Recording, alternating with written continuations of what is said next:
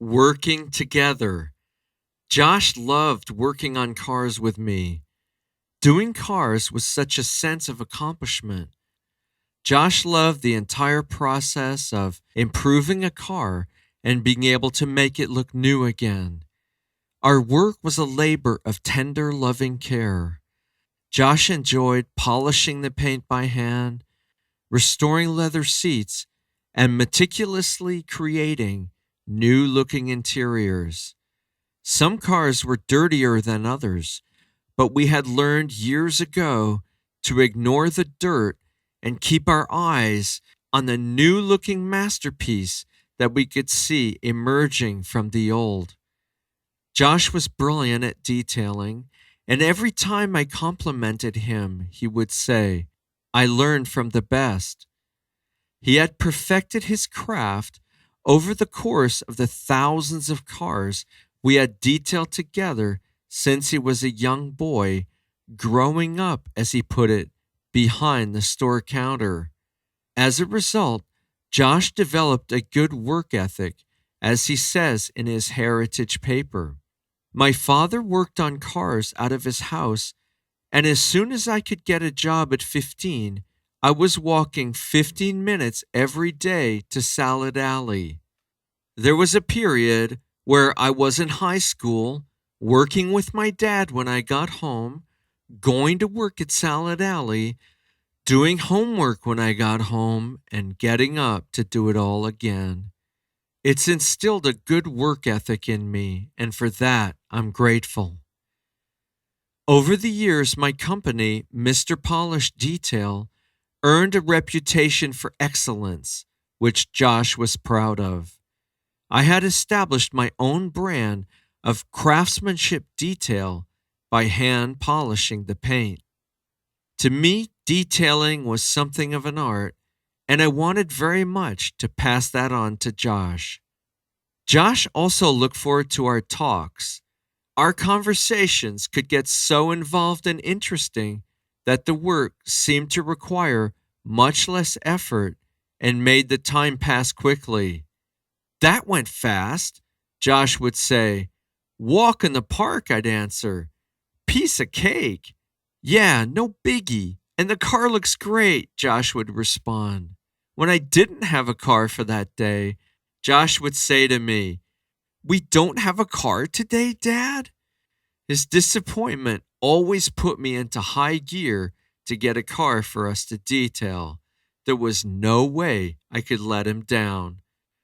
Well, I would creatively answer him, not yet. I had no idea who I was going to call yet. I'm going to get one, I'd say. You'll see. It's coming. Okay, Dad, Josh would say excitedly. Josh wanted to detail a car with me, and that was great. Now I needed to trust in God to help me get work for that same day. I would say to myself, Your business is a faith walk. Do it in faith. God will help you. Besides, with Josh having so much confidence in you, how could you not get a car? Each time Josh put his hope in me, I opened up my appointment books and said, Please help me, Lord. Then I got on the phone and started calling people. On days like that, most times, I would connect with one of my customers, or someone would call, and we would end up happily working on a car together. Josh was a genius on cars. He was very good and very fast. One morning at the beginning of March, he showed me just how fast he was. I came back from the car wash with a large black Mercedes. As I pulled into our detail shop garage, Josh was standing there waiting to work on it. I parked the car and told him, I'll be right back to help you wax the car. Okay, Dad. I left the garage and went inside our house to change out of my wet car wash clothes into my detail clothes and to eat something. I never wanted to keep Josh waiting. I would usually eat a piece of pizza or half an avocado or bread and cheese. During the 12 minutes or so it took me to do this, I thought, Josh has probably got the paint dry and is drying those door jambs. It's good. I saw myself going out there to be with him as he was starting to wax the car. When I opened the door to the garage, I saw more than a dry car. Just a few feet away, in full view, was a completely waxed Mercedes. The bumpers, the sides, the hood, the roof, the trunk, the windows were all covered with wax. This was a real challenge to my brain.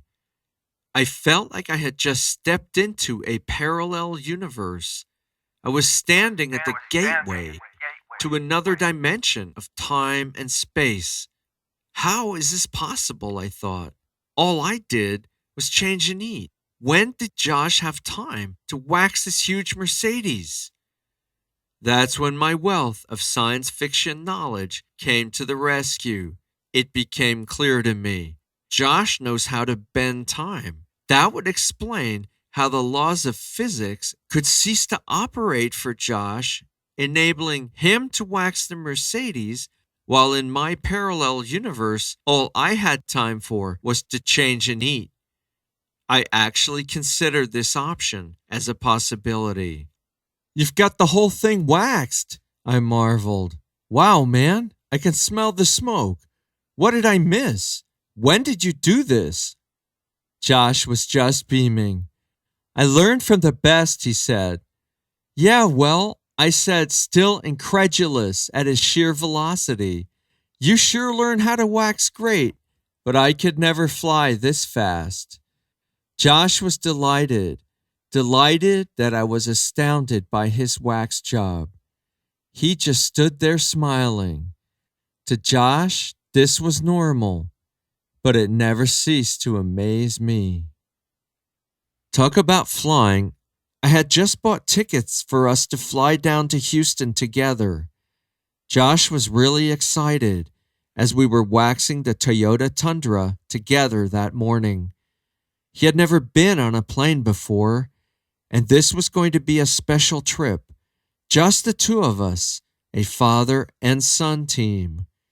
I had shipped my red Toyota Solara V6 convertible over to France to Le Havre in hopes of moving there and having my own car over there. Well, my daring move didn't work out, and Josh always thought it was so cool that I had the courage to do it. He was always so proud of me that I had the guts to just up and go to France, taking my car and going there. He bragged to his friend, Dr. Bentler, about me moving to France and to everyone else. He wanted to support me in every way. The words I remember most he told me were, "I'm there for you, Dad."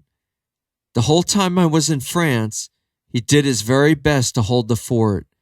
He supported me by email as I communicated back and forth with him from the Médiathèque in Béziers, France. Anyway, we planned this trip because I had brought my car back on a boat to U.S. soil. It was due to arrive the 25th of March at Galveston, Texas. That Thursday morning, the 18th, I went to see Marianne at Travel Connections. I bought us both seats for this wonderful trip we were going to take down to the coast and then take turns driving the car home in what seemed like a great adventure. We were both so excited and full of dreams. He talked about putting a playlist CD together now that he had discovered the absolute joy of spending time downloading all his favorite songs online. Want to hear some music, Dad? It had become part of our daily working on cars for Josh to bring out his computer and play his special playlist songs for us. He was always so respectful of me. Do you not like this one, Dad? 'Cause we can skip it if you want, he would say when he thought I didn't like a song.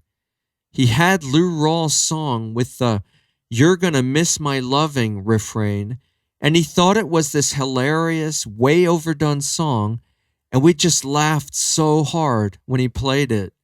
But for the most part, they were his heart songs, and I thought it to be a great honor that he brought me into this tender part of himself. Jack Johnson was a favorite, and he filled me with stories of his living in Hawaii and making these songs that were so great. To Josh, that was the way to live. Working together. Josh loved working on cars with me. Doing